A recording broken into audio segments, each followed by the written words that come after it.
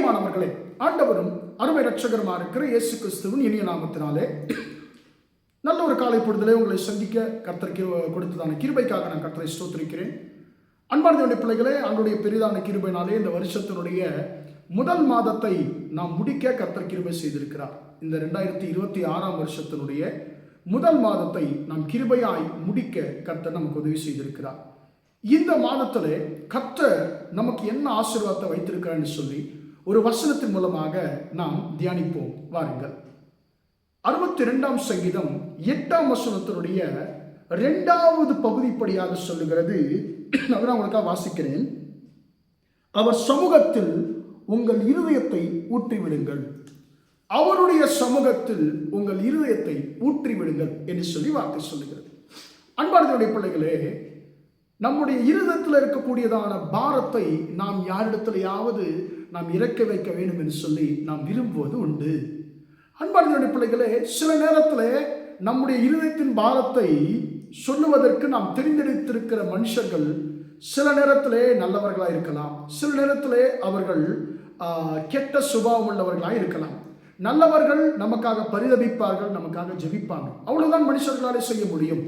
ஆனால் கெட்டவர்கள் நம்மிடத்தில் ஒரு பரிதாபத்தை காட்டுவது போல ஒரு பாவனை செய்து நம்மை குறித்து, நம்முடைய துயரத்தை குறித்து மற்றவர்களோடு கூட சொல்லி நம்மை எள்ளி நகையாடுவதை நாம் பார்க்கிறோம். அன்பான தேவனுடைய பிள்ளைகளே, நாம் நம்முடைய இருதயத்தை எங்கே ஊற்ற வேண்டும்? வசனம் சொல்லுகிறது, அவருடைய சமூகத்தில். இந்த சமூ என்ற வார்த்தை, சமூகம் என்ற வார்த்தை, அந்த மூ என்ற வார்த்தை குறில் எழுத்திலே அது உபயோகப்படுத்தப்படுகிறது. நெடில் மூ என்று சொல்லி உபயோகப்படுத்தல, சமூகத்தில் குறில். அந்த மூ என்ற வார்த்தை குறில் எழுத்துல அந்த இடத்துல எழுதப்பட்டிருக்கிறதை பார்க்கிறோம். சமூகம் என்று சொன்னால், சமூகம் என்று சொன்னால் ஆண்டவருடைய பிரசன்னம், சமூகம் என்று சொன்னால் அவருடைய முகம், அவருடைய முகம். இந்த வார்த்தை என்ன சொல்லுகிறது? அன்பான பிள்ளைகளே, இந்த முகம் என்றதான வார்த்தைக்கு தமிழ்ல நாம் முகம் என்று சொல்லுகிறோமே, அந்த முகம் என்ற வார்த்தைக்கு எபிரேய பதம் பனே, பனி. அதாவது கர்த்தருடைய முகத்திற்கு முன்பதாக உங்கள் இருதயத்தை நீங்கள் ஊற்றி விடுங்கள் என்று சொல்லி சங்கீதக்காரன் ஒரு ஆலோசனை சொல்லுகிறார். அன்பான தேவனுடைய பிள்ளைகளே, நம்முடைய இருதயத்தை இந்த நாட்களிலே நாம் இதுவரைக்கும் யாரிடத்தை நாம் ஊற்றி இருக்கிறோம்? நம்முடைய இருதயத்தின் பாரத்தை நாம் யாரிடத்துல ஊற்றி இருக்கிறோம்? யாரிடத்துல நாம் இறக்கி வைக்கிறோம்? மனுஷனிடத்திலா அல்லது தேவனிடத்திலா? தேவனிடத்திலே தன்னுடைய இருதயத்தை ஊற்றி விட்டதான ஒருவரை குறித்து பரிசுத்த வேதாகம் சொல்லுகிறது. தேவனுடைய சமூகத்திலே, கர்த்தருடைய சந்நிதியிலே தன்னுடைய இருதயத்தை ஊற்றின ஒருவர், அவர் யார்? அவர் எப்படிப்பட்ட ஆசீர்வாதத்தை பெற்றுக்கொண்டார் என்று சொல்லி நாம் தியானிப்போம். 1 சாமுவேல் புஸ்தகம் 1 அதிகாரத்திலே நாம் அன்னாளை பார்க்கிறோம். அன்னாள் அவருடைய வாழ்க்கையிலே ஒரு மிகப்பெரிய ஒரு குறையோடு கூட இருக்கிறார். பிள்ளைகள் இல்லை என்று சொல்லி குறையோடு கூட இருக்கிறார். இப்போ என்ன நடக்குது? தேவனுடைய சமூகத்தில் போய் மனம் கசந்து அழுது ஜெபிக்கிறார். அன்பார்ந்த பிள்ளைகளே, ஏலி என்கிறதான கர்த்தருடைய ஊழியக்காரர் அங்கே இருக்கிறார். அவருக்கு சரியாக பார்வை தெரியாது, அவருடைய உதடுகள் மாத்திரம் அசைந்தது, அன்னாள் இருதயத்தில் பேசினாள் என்று சொல்லி வார்த்தை சொல்லுகிறது. அன்பார்ந்த பிள்ளைகள், அப்பொழுது ஏலி அந்த அன்னாளை தவறாய் நினைத்து, அவள் குடித்திருப்பதாக தவறாக நினைத்து அவளை கடிந்து கொள்ளுகிறதை பார்க்கிறோம். அதன் பின்பு அன்னாள் தன்னுடைய நிலையை சொல்லுகிறார். ஐயா, என்னை ஒரு தவறான பெண்ணாக நீங்கள் நினைக்க வேண்டாம். நான் கர்த்தருடைய சமூகத்திலே, கர்த்தருடைய சந்நிதியிலே என்னுடைய இருதயத்தை ஊற்றிவிட்டேன் என்று சொல்லி அவர் சொல்லுகிறார். அவர் சமூகத்தில் உங்கள் இருதயத்தை நீங்கள் ஊற்றி விடுங்கள் என்று சொல்லி சங்கீதக்காரன் சொல்லுகிறார். அந்த இடத்துல அன்னாள் அதைத்தான் செய்தார். அன்னாள் சொல்லுகிறாள் தன்னை குறித்து, நான் கர்த்தருடைய சந்நிதியிலே என்னுடைய இருதயத்தை நான் ஊற்றிவிட்டேன் என்று சொல்லி சொன்ன உடனே கர்த்தருடைய சமூகத்திலே, கர்த்தருடைய சந்நிதியிலே தன்னுடைய இருதயத்தை ஊற்றின அன்னாளுக்கு உடனடியாக ஒரு பதில் வருகிறது. அந்த பதில் என்ன என்று சொல்லி நாம் பார்க்கும் பொழுது, ஏலியின் மூலமாக அந்த பதில் வருகிறது. நீ கர்த்தருடைய சந்நிதியிலே உன் இருதயத்தை நீ ஊற்றினபடினாலே நீ வேண்டிக் கொண்டதை அவர் உனக்கு கொடுக்க போகிறார்.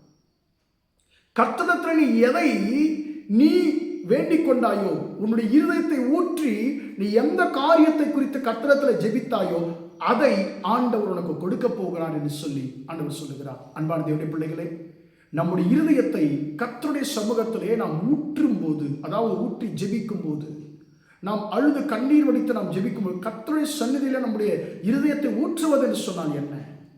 நாம் கண்ணீரோடு கூட கர்த்தருக்கு முன்பதாக அவருடைய முகத்திற்கு முன்பதாக நாம் அழுது நம்முடைய விண்ணப்பங்களை எடுப்பதுதான், ஜெபிப்பதுதான். அன்பான தேவனுடைய பிள்ளைகளே, அண்ணால் வேறு எங்குமே தன்னுடைய இருதயத்தை ஊற்றவில்லை. கர்த்தருடைய சந்நிதிகளை அவருடைய முகத்திற்கு முன்பதாக தன்னுடைய இருதயத்தை ஊற்றி ஜெபித்தார். உடனடியாக அவளுக்கு வந்த பதில் என்ன? நீ கர்த்தருடைய சந்நிதியில் உன்னுடைய இருதயத்தை ஊற்றி ஜெபித்ததனால நீ கேட்டதை கர்த்தர் உனக்கு கொடுக்க போகிறார் என்று சொல்லுகிறார். அன்பான தேவனுடைய பிள்ளைகளே, அதன்படி அதன் பின்பு கர்த்தருடைய சமூகத்தில் தன் இருதயத்தை ஊற்றின அன்னாள், வசனம் சொல்லுகிறது 18ஆம் வசனம், அப்புறம் அவள் துக்கமுகமாக இருக்கவில்லை. அன்பான தேவனுடைய பிள்ளைகளே, கர்த்தருக்கு முன்பதாக, கர்த்தருடைய முகத்திற்கு முன்பதாக உங்கள் இருதயத்தை ஊற்றுவீர்கள் சொன்னால் கர்த்தருடைய முகம் உங்கள் முகத்தில் இருக்கக்கூடியதான துக்கத்தை மாற்றும். இந்த 2ஆம் மாதத்தில் கர்த்தர் அதைத்தான் உங்களுக்கும் எனக்கும் செய்ய போகிறார். நம்முடைய முகத்தில் இருக்கக்கூடிய துக்கத்தை ஆண்டவர் மாற்றப் போகிறார்.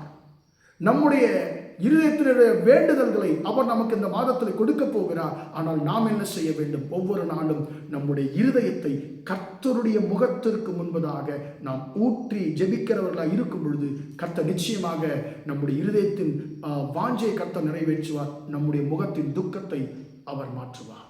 எனவே நம்முடைய இருதயத்தை மனுஷர்களுக்கு முன்பதாக அல்ல, கர்த்தருடைய முகத்திற்கு முன்பதாக நம்முடைய இருதயத்தை ஊற்றுவோமாக.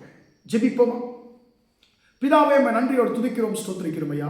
இம்மட்டுமாக அந்த வார்த்தைகளை கேட்ட உங்களுடைய பிள்ளைகளை கர்த்தர் ஆசீர்வதிக்கும்படியா நான் ஜெபிக்கிறேன் ஐயா.